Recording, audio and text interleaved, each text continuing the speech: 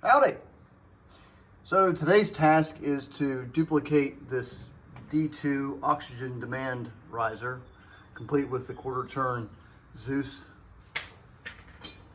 whatever you call them, things. What I've done is I've made a base, and I've made this riser ring, which is 1 inch, or 7/8 of an inch exactly. It's going to weld in there. And this is the surrounding part. This is going to be a flush mount panel once the Zeuses are in there. And then he's going to weld on like so, and that'll create, I believe, 1 1/8 inch raise, and that'll go there. And the reason we have these raised panels is because behind there is that this main beam.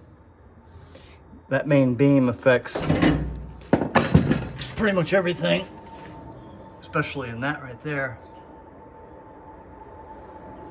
There's a really neat airplane flying over, and I gotta see what it is. Oh, false alarm. Sorry about that. I do that from time to time. So, I got my Zeus channel ready here to cook. I was going to show you a difference between the H model and the J model. If you look at the J models, these panels right here go up like that. There's one right here, and it's identical on the other side. The reason they did that is because they switched from these guys right here, which have nothing really. They switched to this big guy right here. And that beam, again, down there, he will hit that beam.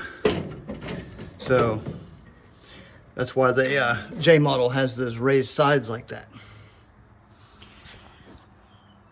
Well, let me get these put together and get you an update this evening.